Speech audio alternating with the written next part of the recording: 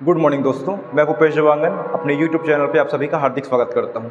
आज हम लोग छत्तीसगढ़ के महत्वपूर्ण करंट अफेयर के साथ साथ जो आर्थिक सर्वेक्षण है, इकोनॉमिक सर्वे 2023-24 है, उसका हम लोग अध्ययन करने वाले हैं। और वो भी जो है वन लाइनर के रूप में आपके सामने लाया हुआ हूँ, और ये बहुत ही ज़्यादा इंपॉर्टेंट है आपके एग्ज़ाम के लिए। ठीक है ना, जब भी एग्ज़ाम देने जाएंगे तो इसको एक बार देख के जाइएगा। आर्थिक सर्वेक्षण बहुत सारे होते हैं, इकोनॉमिक सर्वे सीजी के, जिससे मैं चुनिंदा जो क्वेश्चन, जिस क्वेश्चन से ज़्यादा क्वेश्चन आते हैं उसी को बस शामिल किया हूँ। तो देखते हैं इसमें। ठीक है, तो आर्थिक सर्वेक्षण 2023-24 है। सबसे पहले देखते हैं, ये 23-24 के अनुसार चलेगा ना आर्थिक सर्वेक्षण, क्योंकि एग्जाम में आपके इकोनॉमिक सर्वे 23-24 ही लेटेस्ट है अभी, तो उसी का क्वेश्चन आएगा। तो देखिए, फर्स्ट क्वेश्चन है, कुल वन क्षेत्रफल कितना है? छत्तीसगढ़ का कुल वन का क्षेत्रफल है, ठीक है, जिसमें वन है, तो वन का क्षेत्रफल कितना है? 59,772 वर्ग किलोमीटर है, याद रखेंगे। ठीक है ना। और अगर छत्तीसगढ़ का क्षेत्रफल की बात करें, टोटल एरिया की बात करें, तो कितना है? 135, 191 या 92 वर्ग किलोमीटर है। ठीक है ना, मतलब 1,35,192 है, मतलब टोटल क्षेत्रफल है। इसमें से 59,000 जो है लगभग, मतलब 59,772 वर्ग किलोमीटर इसमें वन है, आपके जंगल है, पेड़ पौधे हैं। ठीक है ना, ये याद रखना है आपको। ये जो है छत्तीसगढ़ के कुल क्षेत्रफल का कितना परसेंट है? ये जो याद रखना है 44.21% है दोस्तों। कितना है? 44.21%। ठीक है। और वन आवरण की दृष्टि से टोटल पूरा हम लोग भारत में देखें ना, भारत में देखें छत्तीसगढ़ का स्थान कितना है छत्तीसगढ़ में वन आवरण की दृष्टि से, तो याद रखना है छत्तीसगढ़ का स्थान चौथे नंबर पे है। कौन से नंबर पे है? चौथे नंबर, अच्छे से देख लीजिए। ठीक है, तो नोट कर लीजिए एक बार कि छत्तीसगढ़ में कुल वन क्षेत्रफल वो कितना है। एग्जैक्ट डाटा यही है, यही आपके एग्जाम में आएगा और आपको यही डाटा सेलेक्ट करना है। ठीक है, 59,772 वर्ग किलोमीटर। परसेंट भी पूछेगा तो परसेंट में याद रखना है 44.21%। ठीक। और भारत में पूछेगा, भारत में जो है वन आवरण की दृष्टि से हमारे छत्तीसगढ़ राज्य कौन सी स्थान पे है? तो चौथे स्थान पे है। सेकंड वाला देखते हैं कि प्रदेश में कुल शासकीय विश्वविद्यालय, मतलब गवर्नमेंट जो यूनिवर्सिटीज़ है, उसकी संख्या, टोटल संख्या कितनी है? याद रखना है टोटल संख्या 9 है दोस्तों। कितने हैं? 9 है, 9 है। और अगर निजी विश्वविद्यालय, मतलब प्राइवेट यूनिवर्सिटी की बात करें, तो ये है 15 है। ठीक है, तो याद रखिएगा शासकीय कम है, निजी यूनिवर्सिटीज़ ज़्यादा है। ठीक है, शासकीय 9 है और निजी वाला जो है 15 है। क्लियर है? चलिए आगे देखते हैं। छत्तीसगढ़ आर्थिक सर्वेक्षण 2023-24 में प्रचलित मूल्य पर, जो भी प्रचलित मूल्य है उसमें प्रति व्यक्ति आय कितना है? प्रति व्यक्ति आय, तो याद रखिएगा ये जो है जीडीपी की बात करेंगे ना, तो 1,47,361 याद रखेंगे। प्रति व्यक्ति आय कितना है? 1,47,361 है, याद रखेंगे। ये जो है ग्रोथ कितना हुआ है पिछले टाइम के मुकाबले, पिछले वर्ष की तुलना में? तो 7.31% वृद्धि हुआ है प्रति व्यक्ति आय में। छत्तीसगढ़ की प्रति व्यक्ति आय में याद रखेंगे 7.31% की वृद्धि हुई है, बहुत ज़्यादा इंपॉर्टेंट है। ठीक है। उसके बाद बात करें तो सिंचाई जो है सभी स्रोतों से, ठीक है ना, परसेंट में कितना है? देखिए छत्तीसगढ़ में टोटल जितना भी एरिया है और जितना जो है कृषि योग्य भूमि है, उसमें जो है सिंचाई क्षमता या सिंचाई का जो स्रोत है, वो सिंचाई सुविधा कितने परसेंट क्षेत्र में उपलब्ध है? तो 36% क्षेत्र में उपलब्ध है, याद रखेंगे। सिंचाई स्रोतों से 36% में होता है। ठीक है ना, जिसमें से नहर से, देखिए सबसे इंटरेस्टिंग पॉइंट ये है कि हम लोग जो किसान भाई बहन हैं, उन लोग अपना फसल उगाते हैं तो उसके लिए पानी की ज़रूरत होती है, मतलब सिंचाई की ज़रूरत। तो सबसे ज़्यादा जो उपयोग करने वाला स्रोत है पानी का, जैसे कुआं हो गया, नलकूप हो गया, कोई नल हो गया, या तालाब है, या फिर बोरवेल जो भी है, ठीक है ना, या नहर हो गया, जिसमें सबसे ज़्यादा उपयोग होता है दोस्तों 52%, याद रखेंगे। आधा से ज़्यादा जो है नहर के पानी का उपयोग किया जाता है सिंचाई के लिए। और उसके बाद जो है नलकूप, ठीक है, नलकूप मतलब वही ट्यूबवेल, बोरवेल्स होते हैं ना, उसका उपयोग किया जाता है 29%। तो ये डाटा बहुत इंपॉर्टेंट है, जितना भी इसमें क्वेश्चन लिखा हुआ हूँ सभी एग्जाम में बहुत ही बार आ चुका है। ठीक है ना, याद रखेंगे। तो नहर से 52% और नलकूप से 29%। टोटल सिंचाई जो होती है कितने परसेंट भाग में छत्तीसगढ़ में? तो 36। छत्तीसगढ़ है और 36% ही सिंचाई सुविधा है, याद रखेंगे इतना। ठीक है। उसके बाद है प्रदेश में कृषक उपज मंडी। प्रदेश में कृषक उपज मंडी कितने हैं? ये बहुत इंपॉर्टेंट है क्योंकि डाटा चेंज हुआ है। देखिए बहुत ही ध्यान से देखेंगे, प्रदेश में कृषक उपज मंडी ये तो 69 है, पहले से पढ़ रहे हैं हम लोग। ठीक है, 2-3 साल से ही चल रहा है।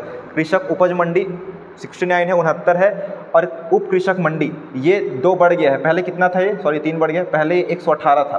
ठीक है, लेकिन अब कितना बढ़ गया है? 121 हो गया है, याद रखेंगे। ठीक है, तो इसको मिटा देता हूँ मैं।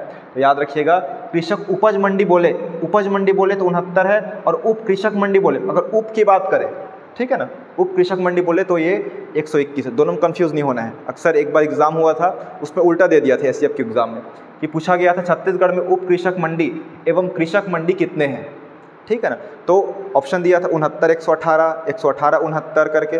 तो जो कैंडिडेट लोग सबसे पहले इसी को देख लिए 69, 118, ठीक है। तो याद रखिएगा ये उप वाला है, कृषक मंडी पूछा जाए तो 69 है, कृषक उप मंडी पूछा जाए तो ये 121 है, ठीक है। बहुत ज़्यादा इंपॉर्टेंट है ये वाला, ये नया डाटा है, बिल्कुल आ सकता है आपकी एग्जाम में, ठीक है। उसके बाद है प्रसाद योजना, जो भारत सरकार जो है अपना जो मंत्रालय है इसके अंतर्गत जो है डेवलप कर रही है। प्रसाद योजना के अंतर्गत जो मंदिर है उसके अंतर्गत हमारी जो बमलेश्वरी माता मंदिर है डोंगरगढ़ में, कहाँ स्थित है ये? डोंगरगढ़ में स्थित है। बहुत इंपॉर्टेंट है दोस्तों, याद रखेंगे। प्रसाद योजना में एक ही मंदिर छत्तीसगढ़ से शामिल है, ठीक है। प्रसाद योजना के बारे में डिटेल में पढ़ा चुका हूँ। चलिए आगे देखते हैं। उसके बाद है फसल क्षेत्र, ये बहुत इंपॉर्टेंट है। फसल क्षेत्र का जीएसडीपी, जीएसडीपी मतलब क्या होता है? सकल राज्य घरेलू उत्पाद, ग्रॉस जो है स्टेट डोमेस्टिक प्रोडक्ट है, ठीक है ना। स्थिर भाव पे देखते हैं तो हिस्सा कितना है इसका, याद रखेंगे। भागीदारी कितना है छत्तीसगढ़ के जीएसडीपी में, मतलब छत्तीसगढ़ के जो सकल राज्य घरेलू उत्पाद में इसका हिस्सा कितना है फसल क्षेत्र का? तो 8.64% है दोस्तों, याद रखेंगे। कितना योगदान है? बहुत ज़्यादा इंपॉर्टेंट है ना, देखिए बहुत ज़्यादा इंपॉर्टेंट है, 8.64% है। और वृद्धि कितना हुआ है पिछले साल के मुकाबले? तो 2.15% की वृद्धि हुई है। कितने परसेंट की वृद्धि हुई है? 2.15। आगे देखिए, एक बार देख लेते हैं। फसल क्षेत्र की बात की है तो प्रदेश में कितने लाख कृषक परिवार है? तो लगभग प्रदेश में 40 लाख कृषक परिवार है, याद रखेंगे दोस्तों। कितने लाख है? 40 लाख जो है दोस्तों कृषक परिवार है, याद रखेंगे, ठीक है ना। जिसमें से 82% जो है लघु एवं सीमांत कृषक है। हम लोग इसको पढ़ चुके हैं। लघु कृषक क्या होता है? सीमांत कृषक, जिसका हेक्टेयर में या फिर एकड़ में कम जमीन रहती है, उसका कितना है? 82% वैसे किसान है छत्तीसगढ़, ये याद रखना है। उसके बाद हम लोग जैविक खेती या ऑर्गेनिक खेती की बात करेंगे। सबसे पहले ये जान लेते हैं कि आखिर जैविक खेती होता क्या है। तो जैविक खेती ये होता है दोस्तों जिसमें हम लोग रासायनिक पदार्थों का उपयोग नहीं करते हैं या कीटनाशक का उपयोग नहीं करते हैं। इसमें सिंपल से याद रखना है, जैसे कि हम लोग कोई फल खाते हैं, अनार ही खा रहे हैं, मान लो केला खा रहे हैं, जो भी फल खा रहे हैं, उसका जो छिलका होता है उसी से हम लोग क्या बनाते हैं? उर्वरक बनाते हैं, ठीक है। फर्टिलाइज़र बनाते हैं, उर्वरक बनाते हैं, और उसी से हम लोग खेती करते हैं। खाद की जगह उसी को उपयोग करते हैं। उसी को हम लोग क्या बोलते हैं? ऑर्गेनिक खेती बोलते हैं, ठीक।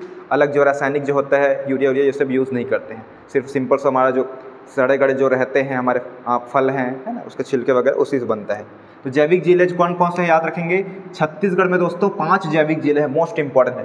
पूर्ण जैविक जिले 5 है, पूर्ण जैविक जिले ना। कौन कौन से हैं? देखिए, सुबीना लिखा हुआ हूँ, सुबीना, दंतेवाड़ा और गरियाबंद। सुबीना का देखिए, इसमें आपको पता चल रहा होगा कि 3 लिखा हुआ है करके, लेकिन सुबीना का मैं ट्रिक लिख दिया हूँ। सुबीना मतलब क्या होता है? सु से सुकमा होता है दोस्तों, याद रखेंगे। सु से सुकमा है, बी से बीजापुर है और ना से नारायणपुर है। क्लियर है? सुबीना का अर्थ क्या हुआ? इसमें 3 जिले समाहित है, सु से सुकमा, बी से बीजापुर और ना से नारायणपुर। तो आप लोग जो है अपने नोट्स में लिखिएगा सुबीना का फुल फॉर्म, ठीक है। सुकमा, बीजापुर, नारायणपुर, दंतेवाड़ा और गरियाबंद, ठीक है। उसके बाद देखते हैं जैविक फसल या उत्पाद। इसके अंतर्गत देखेंगे चांगो राइस, जो जैविक फसल है कहाँ उगाई जा रही है? तो बलरामपुर में, याद रखेंगे, ठीक है। एक जैविक फसल है चावल का, तो बलरामपुर में। उसके बाद है बांसा झाल, ये जो है सरगुजा में जैविक खेती की जा रही है। आरुग जो है राजनांदगांव में, पंचतंत्र जो है वो जो है कोंडागांव में, और आदिम जो है दंतेवाड़ा में, याद रखेंगे। ये जो फसल जैविक फसल या उत्पाद है, उत्पाद का नाम है चांगो राइस बलरामपुर में, बांसा झाल सरगुजा में, आरुग जो है राजनांदगांव, पंचतंत्र कोंडागांव में, और आदिम जो है दंतेवाड़ा, ठीक है, ये याद रखना है। उसके बाद सबसे इंपॉर्टेंट ये है धान की सुगंधित किस्में। ये पीएससी में भी इस बार क्वेश्चन आ चुका है इससे, ठीक है ना, और हर बार क्वेश्चन आते हैं। देखिए, इसमें थोड़ा सा धान की किस्में हम लोग जानते हैं, बासमती चावल, दुबराज चावल, ये सब जानते हैं, ठीक, और कुछ जानते होंगे, लेकिन कुछ नाम इसमें स्पेशल रहता है जो हमको मालूम नहीं रहता। हमको लगता है कि ये चावल की किस्म नहीं है करके, लेकिन वो चावल की ही किस्में रहती हैं। तो सबसे पहले मैं उसी नाम को लिख दिया हूँ। देखिए, ध्यान देंगे, धान की सुगंधित किस्में में बादशाह भोग, बादशाह भोग बहुत लोग परिचित होंगे इससे कि बादशाह भोग जो है धान की सुगंधित किस्म है दोस्तों, याद रखेंगे। क्या है? धान की सुगंधित किस्म है। उसके बाद है जीरा फूल, जीरा फूल भी धान की सुगंधित किस्म है। काली कमोद बहुत इंपॉर्टेंट, देखिए जितना भी लिखा हुआ है बहुत ही ज़्यादा इंपॉर्टेंट है। काली कमोद, तिल कस्तूरी, तिल कस्तूरी भी धान की किस्म है सुगंधित वाली। काली गिलास, देखिए अलग अलग नाम है ना, काली गिलास तो हम लोग बहुत लोग सुने नहीं होंगे, तिल कस्तूरी भी सुने नहीं होंगे, है ना। जवा फूल, जवा फूल, मोतीचूर, मोतीचूर तो हम लोग लड्डू की बात करते हैं, लेकिन ये क्या है? चावल का किस्म है सुगंधित किस्म। लोकटी मांझी है, बासमती तो सुने ही होंगे आप लोग। और पूसा सुगंध, पूसा क्या है? फैक्ट्री है वहाँ चावल की, ये पूसा नाम से है, ठीक। तो इसमें देखिए अलग अलग एकदम क्या है, लोकटी मांझी, मोतीचूर, लोकटी मांझी, काली कमोद, काली गिलास, तिल कस्तूरी, ये सब जितने भी बोल रहा हूँ एक बार आप लोग सुन लीजिए और कॉपी में नोट भी कर लीजिए, बहुत इंपॉर्टेंट है, ठीक है। भरोसा रखिए, ये जो लिस्ट बनाया हुआ हूँ बहुत ही ज़्यादा इंपॉर्टेंट है, ठीक। बहुत बार एग्जाम में आता है और आएगा भी। तो एक बार फिर से पढ़ रहा हूँ सुगंधित किस्में। आप सभी जानते हैं कि मैं जो है रिपीट कब करता हूँ कोई भी क्वेश्चन को, जब वो बहुत ज़्यादा इंपॉर्टेंट रहता है। ये बहुत ज़्यादा इंपॉर्टेंट है। तो धान की सुगंधित किस्में में बादशाह भोग, जीरा फूल, काली कमोद, तिल कस्तूरी, काली गिलास, जमा फूल, मोतीचूर, लोकटी मांझी, बासमती और पूसा सुगंध, ठीक। अच्छे से नोट कर लीजिए इसको। इसके बाद इसका टेस्ट भी हम लोग आज या कल ले सकते हैं, ठीक है, इस टॉपिक से, तो आपको अच्छे से तैयारी हो जाएगी। चलिए उसके बाद देखते हैं 9th नंबर का करंट अफेयर, मतलब ये जो आर्थिक सर्वेक्षण का भाग है। राष्ट्रीय कृषि कर्मण पुरस्कार, कृषि कर्मण पुरस्कार किसको दिया जाता है? जो कृषि के क्षेत्र में सबसे बेस्ट कार्य करते हैं, ठीक है ना। तो छत्तीसगढ़ राज्य को, मतलब राष्ट्रीय बोल रहे हैं, मतलब पूरा राष्ट्र में देखा जाएगा कि कौन सा राज्य के जो किसान है वो सबसे अच्छा खेती कर रहे हैं, कौन सा राज्य का परफॉर्मेंस बहुत बढ़िया है खेती में। तो छत्तीसगढ़ को जो है 5 बार फर्स्ट प्राइज पुरस्कार प्राप्त हुआ है, मतलब फर्स्ट आया है 5 बार छत्तीसगढ़ राज्य जो है। तो 5, सॉरी इसमें 5 लिखा हुआ है और इसमें भी 5 बार ना, हाँ, ये जो है छत्तीसगढ़ राज्य को 5 बार कृषि कर्मण पुरस्कार से नवाजा गया है, सम्मानित किया गया है। और इसमें जो है कृषि कर्मण पुरस्कार में कितनी राशि दी जाती है? तो 5 करोड़ की राशि दी जाती है दोस्तों। तो दोस्तों याद रखिएगा, राज्य को कितना करोड़? 5 करोड़ याद रखेंगे। पहले कम थे ये, लेकिन अब कितना हो गया? 5 करोड़ याद रखेंगे, बहुत इंपॉर्टेंट है।